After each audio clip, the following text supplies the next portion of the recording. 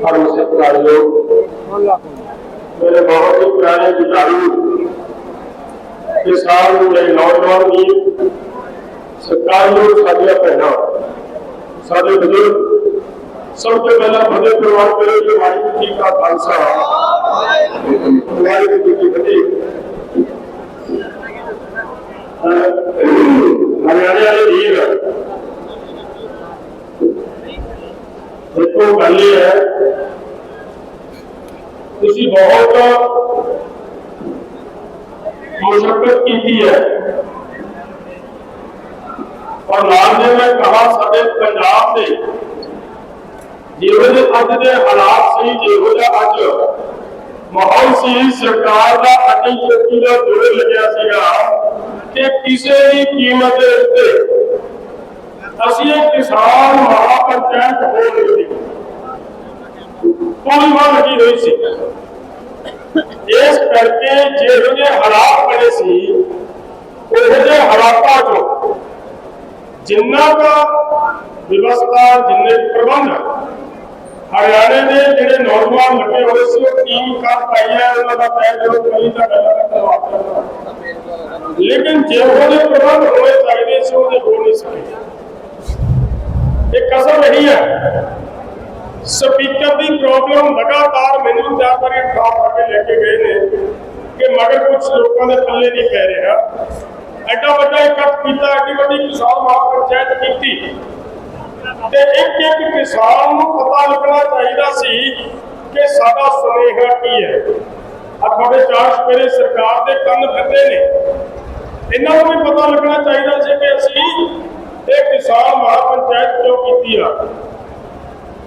लेकिन घाटा रह गया नहीं हो सकिया प्रबंध साडा फिर भी बिजली जब इतों के प्रशासन ने तुहानू दरियां बिछाउण वाले मैट बिछाउण वाले लोगों को भी ये कहता कि जेकर मैट बिछाओगे इन्हों मैट दोगे तो तुहाडे खिलाफ मुकदमा भी दर्ज करांगे ते तुहाडा समान भी जब्त करांगे।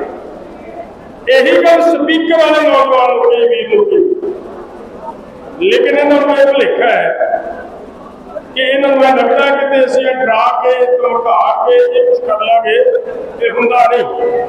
आ स्पीकर मतलबी आ भावें प्रबंध कोई किसी कारण माड़ा मोटा फर्क रह गया लेकिन पंजाब तो एक स्पीकर वाले वीर ने यह कहा कि मेरा समान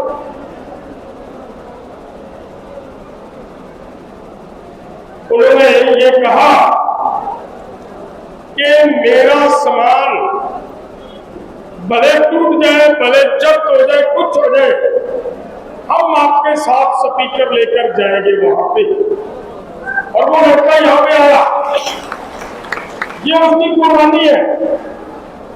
व्यवस्था में कमी रही है आगे से सभी पूरे सिस्टम को सुधारने का प्रयास हम करेंगे। जो सरकार की तरफ से यह किया गया वो तो किया गया यहां तक सरकार नीचता पर आई इतनी बेशर्मी आज तक किसी सरकार के अंदर मुझे दिखी नहीं जितनी इनमें आई। क्या किया तमतार साहिब गुरुद्वारा में गए इनके अधिकारी गए वहां के मैनेजर को बोलते हैं कि अगर आप किसानों को खाना खिलाओगे तो आपके खिलाफ भी कार्रवाई करेंगे आपके ऊपर मुकदमा दर्ज करेंगे। उसके बाद मजबूर हमें वहां जाना पड़ा हम अपनी पूरी टीम लेकर वहां गए तो उन्होंने ये कहा कि भले कुछ भी करे हमारे खिलाफ जो करना चाहती है सरकार कर सकती है लेकिन हमारा ये धर्म है हम एक गुरुद्वारा साहिब की कमेटी के मैनेजर हैं ये हमारी जिम्मेदारी बनती है कि जो भी व्यक्ति यहाँ पे आएगा उसको लंगर प्रोवाइड करना हमारी जिम्मेदारी है। गुरुद्वारा की ये व्यवस्था है तो उन्होंने वो सब किया लेकिन मामला ये है ये सब कुछ होते हुए आगे जाकर फिर क्या करना शुरू किया। मेरा ख्याल आप पंजाब वालों को तो अच्छी तरह पता चल गया, सभी ने उसको देखा, किसी को यहाँ पे रोका, किसी को वहां पे रोक लिया, किसी को इधर से रोक लिया, किसी को उधर से रोक लिया। लेकिन आपकी हिम्मत को मैं दाद देता हूं, आपने परवाह नहीं की, पूरी ताकत से आप यहां पहुंचने के लिए जितने तत्पर थे वो आपने किया। यहां पर आप पहुंचे और इस किसान महापंचायत को सफल बनाने का जो काम किया, और भाजपा को मुंह की खानी पड़ी। लास्ट में बेशर्मों की तरह वो पीछे हटकर बैठ गए। और एक बात मैं कह दूं, अगर ऐसा ना करते, ये इनकी बदकिस्मती है और भगवान की आपके ऊपर कृपा है। मैं क्यों कह रहा हूं, कल से इन्होंने ये कार्रवाई शुरू की आपके खिलाफ, पूरी ताकत लगा दी और हमें मजबूरन प्रेस के ऊपर वो बात कहनी पड़ी, और आधी रात तक उसके ऊपर चर्चा होती रही। इनके भी वक्ता वहां पे डिबेट में हमारे साथ आते रहे। तो आपका मुद्दा अगर ये शांतिपूर्वक ढंग से यहाँ हमें करने देते ये कार्यक्रम, तो हो सकता है ये बात दुनिया के अंदर ना जाती, क्योंकि इनके हाथ बड़े लंबे हैं। किसी प्रेस वाले को धमका सकते हैं, किसी को कुछ कर सकते हैं, किसी की जो ऊपर की लॉबी है उनको रोक सकते हैं कि आपने ये नहीं करना। लेकिन वो ऐसी हालात पैदा कर दिए इन्होंने कि एक एक पत्रकार को वो बात आपकी दुनिया के सामने, देश के सामने, लोगों के सामने रखनी पड़ी और पहुंची।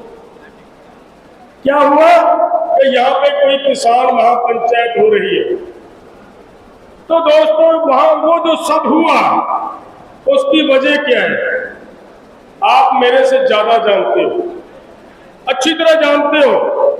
कुछ समय पहले बलदेव सिंह सिरसा जी यहाँ पे वो बात बताकर गए हैं। हम हमारे साथियों के पास तमिलनाडु में जा रहे थे, कर्नाटका में जा रहे थे, तो उस दिन इन्होंने कृपाण का बहाना लेकर हमें रोकने का प्रयास किया। लेकिन हमने कहा ठीक है बात, अगर आप नहीं जाने देना चाहते तो आपकी मर्जी, लेकिन अगर ये कहो कि ये कृपाण हम उतार दें, ये तो नहीं उतार पाएंगे। ये हमें हमारे गुरु का दिया हुआ एक वचन है, हमारा गुरु के साथ हुआ एक वायदा है, तो नहीं हमें उतार सकते। हम वापस आ गए, लेकिन दुनिया के अंदर हमें रोकने की वजह से पूरे भारत के अखबारों में वो बात गई कि वहां पे कोई किसान महापंचायतें हुई है, वो भी बात गई, जिसको उन्होंने रोकने का प्रयास किया। और हमें रोक क्यों रहे हैं? आज इस यहाँ की डिस्टर्बेंस करने का कारण क्या है? आपको वो गाड़ी के ऊपर लगी हुई तस्वीरें नजर आ रही होगी। एक नौजवान की तस्वीर नजर आ रही है शुभकर्ण की। हमारे साथी 5 किसान हैं जिनकी आईसाइट चली गई। हमारे एक युवा, उसने आज यहाँ आना था, यहाँ पे नहीं आ पाया। इन्होंने उसको बोरी में डालकर पीटा, उसकी टांग तोड़ी गई, उसकी बाजू तोड़ दी गई, उसका जबड़ा तोड़ दिया गया और उसको हॉस्पिटल में ले जाकर पानी तक नहीं पिलाया। मजबूर हमें हाई कोर्ट के माध्यम से उस लड़के को लेना पड़ा। उसने भी आज यहाँ पे आना था, लेकिन वो आ नहीं पा रहा।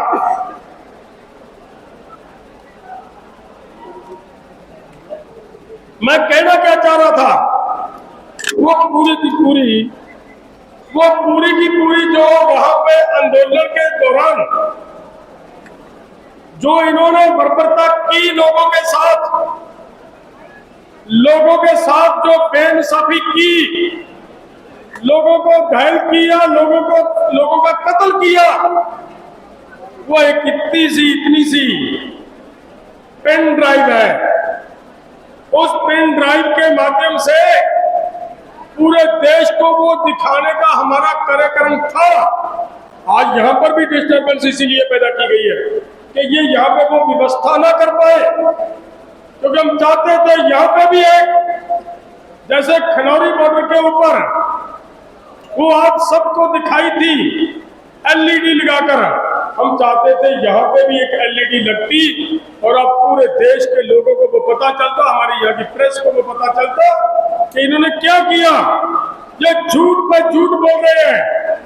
मैं ये लास्ट में ये बात ज्यादा लंबा समय नहीं लूंगा, मैं एक दो बातें ये कहना चाह रहा हूं भाइयों। कर क्या रहे हैं?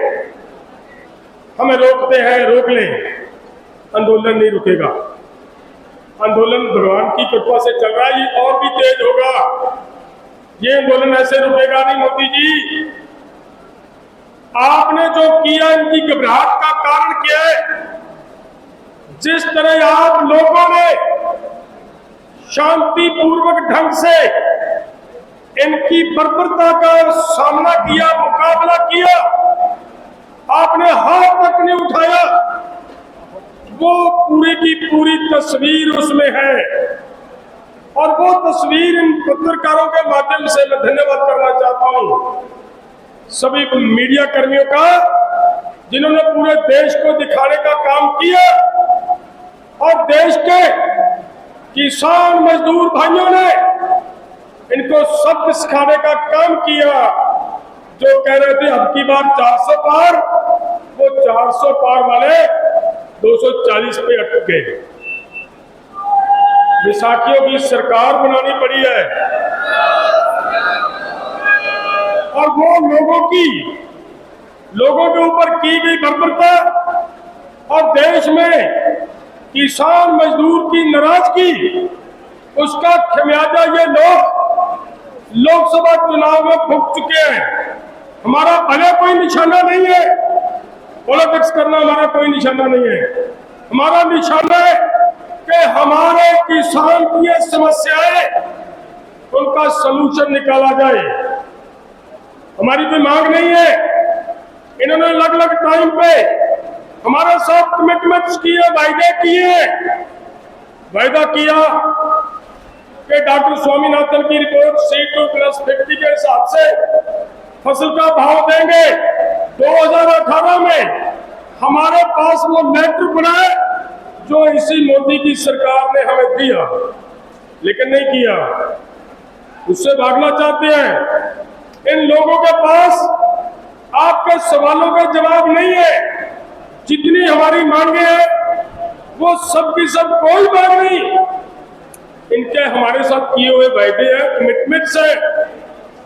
और अब और बर्बरता देखिए क्या कर रहे हैं ये लोग। देखिए, हर व्यक्ति को हमारे संविधान ने एक राइट दिए, एक अधिकार दिए कि हम कहीं पे भी अपना आंदोलन कर सकते हैं, अपनी आवाज बुलंद कर सकते हैं। दिल्ली हमारी कैपिटल है, हमारी राजधानी है। हम शांतिपूर्वक ढंग से वहां जाकर अपने राजनेताओं के सामने अपनी बात रख सकते हैं। लेकिन इन्होंने हमें रोकने का काम किया और केवल रोकने का काम नहीं किया, हमारे ऊपर गोलियां चलाई और वो इनके खिलाफ मुकदमा दर्ज होना बनता है, क्योंकि हमारे अधिकार का उल्लंघन किया, हमारे अधिकार का इन्होंने हनन किया, हमारे अधिकार का इन्होंने कत्ल किया। वो इनके खिलाफ मुकदमा दर्ज होना बनता। अगर ईमानदारी हो तो, जरा सी भी अगर इनमें ईमानदारी हो तो। और लेकिन ये कर क्या रहे हैं? ये लोग उल्टा क्या काम कर रहे हैं? अपने उन अधिकारियों को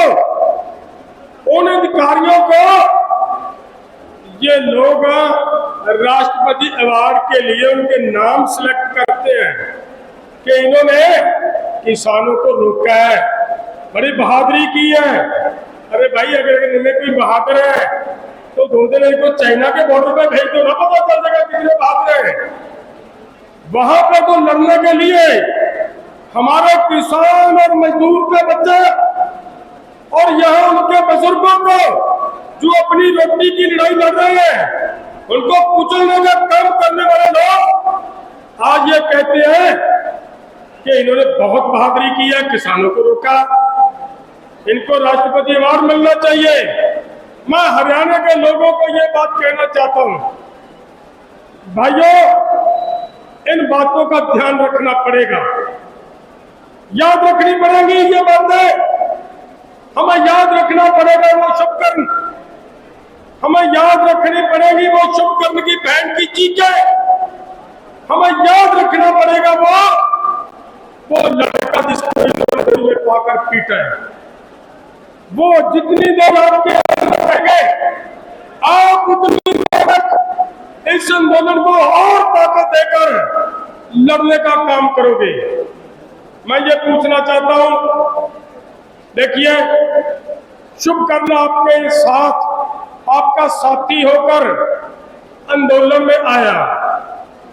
क्या मांग है? एमएसपी की गारंटी का कानून मिले, यही मांग है भाइयों हमारी, यही मांग है। और ये मांग के लिए उस लड़के ने अपने प्राणों की आहुति दी है। उसको अगर सच में कोई श्रद्धांजलि अर्पित करना चाहते तो यही बनता है कि एमएसपी की गारंटी का कानून लिए बिना हम पीछे नहीं हटेंगे, हर हालत में वो कानून लेंगे। आंदोलन लंबा हो सकता है, ये बदमाशी कर सकते हैं, लेकिन मैं एक बात कह दूं, इतनी भी ताकत नहीं है। जिस तरीके से हरियाणा का किसान, हरियाणा का मजदूर समझ रहा है जो इनके साथ किया, इन्होंने देखिए मजदूर के साथ क्या किया। मजदूरों ने लड़ाई लड़कर एक कानून बनवाया कि 8 घंटे काम करने के बाद हमें मजदूरी मिलेगी, और इन्होंने वो नई लेबर का लाश ही जो उसको तोड़कर 4 लेबर कोड लेकर आए। उसमें ये कह दिया कि 8 घंटे नहीं, 12 घंटे काम करने के बाद आपको लेबर मिलेगी। ये मजदूरों का गला घोटने का काम किया इन लोगों ने। जो मजदूर को ये बात कह रहे थे उस दिन, जिस दिन इन्होंने बजट पेश किया, ये किसान और मजदूर का बजट है। हमारे मजदूर भाइयों को पता नहीं चला, जो मजदूर को थोड़ा थोड़ा अनाज, अन्न मिल रहा था, प्रधानमंत्री जी जो एक स्कीम के तहत उसमें से 52 करोड़ रुपए की कटौती की है, जो ये कह रहे हैं कि हम मजदूरों के पक्ष में हैं। और दूसरी बात, देश का किसान इस बात को समझता है कि जिस दिन पहले दिन भाजपा की सरकार इस देश पे आई, आते ही इन्होंने ये बात कही, अगर कोई भी सरकार, कोई भी स्टेट की गवर्नमेंट अपने किसान को एमएसपी के बाद अगर कोई बोनस अनाउंस करेगी तो उसकी फसल नहीं खरीदेंगे, ये कहा इन लोगों ने। तो इसका मतलब जो स्टेट की गवर्नमेंट भी हमें कुछ देती थी, उसको भी रोकने का काम किया। और एक बात और बता दूं, याद रखना इस बात को, कि जिन जिन राज्यों में भाजपा की सरकार आ रही है, उन राज्यों में ये एक ऐसी व्यवस्था बना रहे हैं, ऐसा कानून लागू कर रहे हैं कि लैंड एक्विजिशन एक्ट, जो पूरे देश के किसानों ने एक लड़ाई लड़कर बनवाया था, उसको तोड़कर ये लोग क्या ला रहे हैं, ये एक मॉडल एक्ट लेकर आए और ऐसी व्यवस्था करने का काम किया कि इनके जो चाहते हैं वो अडानी है, उनको जमीनें सस्ती कैसे दी जा सकती है, ये लेकर आए।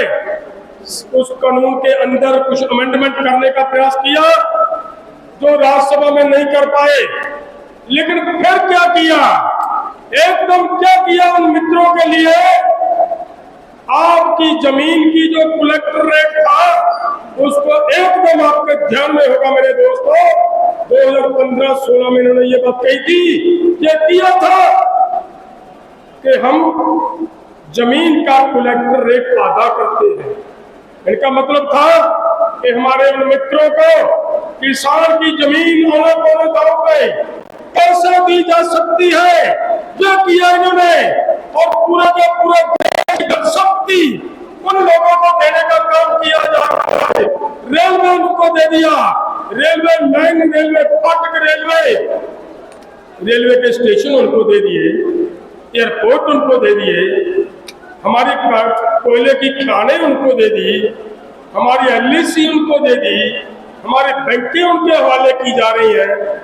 तो भाइयों फिर आप समझ लेना, ये आपके ऊपर जो अगला बड़ा दाव लगा हुआ है वो आपकी जमीन, देश के सभी नेचुरल सोर्स और कुदरती साधन, जिस तरीके से देश के लोगों की आर्थिकता चलती है वो सब उन लोगों को देने का इन लोगों का षड्यंत्र है, इन लोगों का प्रयास है। इसके लिए, इस जमीन को बचाने के लिए हमें एकजुट होकर घर घर तक ये बात ले जानी पड़ेगी। इनका ये चेहरा हर गांव में नंगा करना पड़ेगा। लोग वोट अपनी मर्जी से डालेंगे, जिसको डालने डाल देना, हमारा वोट से कोई लेना देना नहीं। लेकिन हर व्यक्ति को ये बात पता चलनी चाहिए कि इन लोगों का चेहरा क्या है, ये लोग सोच क्या रहे हैं। ये किसान के नहीं है भाइयों। मजदूर के बारे में मैं आपको बता दिया, 8 घंटे करने के बाद, काम करने के बाद जो उसको मजदूरी मिलती थी, उसके लिए 12 घंटे का प्रावधान कर दिया।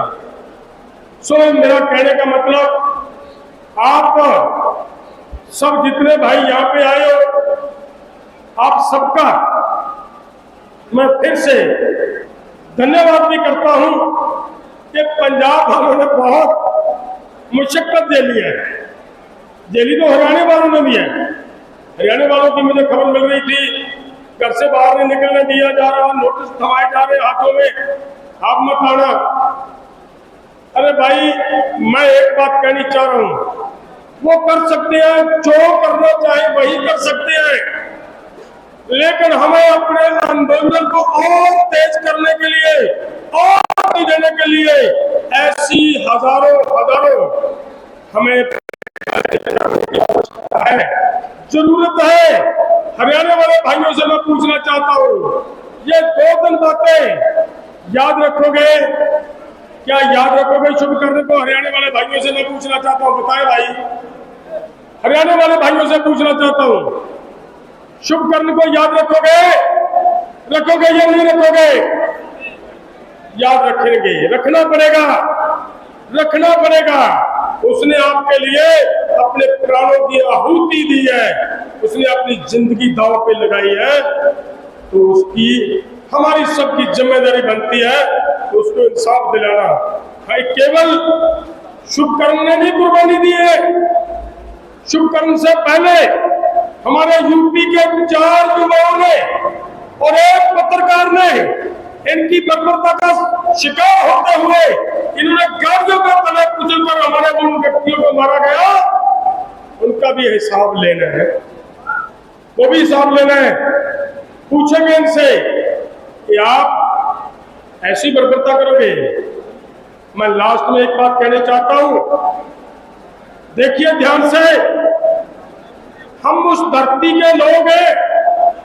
पंजाब और हरियाणा अलग अलग नहीं थे, पंजाब और हरियाणा एक था। जब कुरुक्षेत्र में महाभारत हुई थी, याद आप सबको?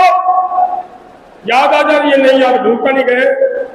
क्यों हुई थी वो इसलिए हुई थी कि एक द्रौपदी को बेपत करने का प्रयास किया गया सभा के अंदर, और उसका पूरे दुनिया के लोगों ने, देश के लोगों ने लड़ाई लड़ी, टक्कर दी, सब सिखाने का काम किया। बेटी को बेइज्जत नहीं होने देंगे।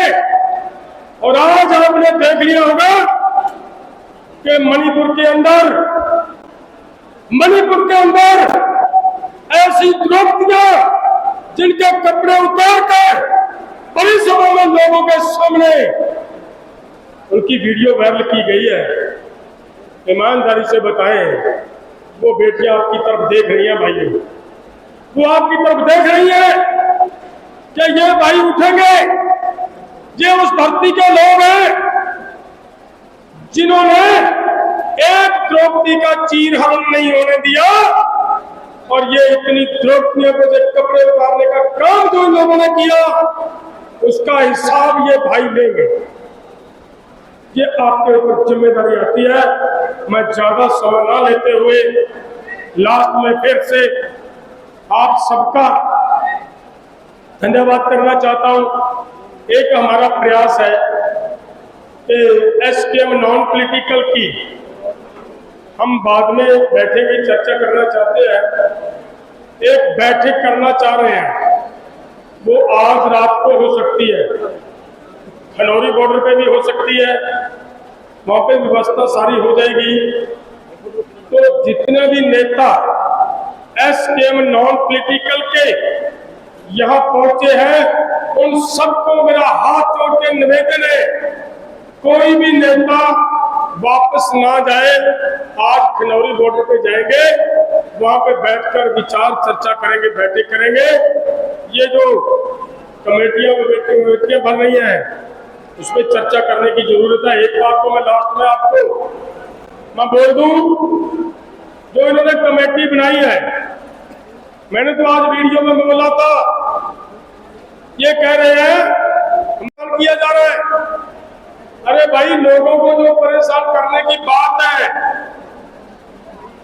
सिद्ध हो चुका है कि हरियाणा सरकार हाईकोर्ट के फैसले के खिलाफ सुप्रीम कोर्ट में गई है। क्लियर हो गया कि परेशानी किसानों की तरफ से नहीं, लेकिन आज हमारा कोई कार्यक्रम दिल्ली जाने का नहीं था, हमारा कहीं पे घिराव का नहीं था, हमारी कहीं पर भी कोई रोड रोकने का कार्यक्रम नहीं था, कोई धरना प्रदर्शन नहीं था। हमारा कार्यक्रम था कि हम शांतिपूर्वक ढंग से अपनी बात अपने किसानों के साथ साझी करेंगे, और उसके लिए इन्होंने आज भी बैरिकेडिंग उसी तरीके से की, उसी तरीके से करने का प्रयास किया। जो कल की रैली में प्रधानमंत्री बोल रहे थे, हम तो किसानों के हैं, और आज ही पता चल गया कितने किसानों के हैं प्रधानमंत्री जी। किसान कहीं बैठकर अपना दुखड़ा रोना चाह रहे हैं, अपनी आपस में बैठकर बातचीत करने चाह रहे हैं, उनको आपस में मिलजुल कर बातचीत करने का मौका नहीं दिया जा रहा था।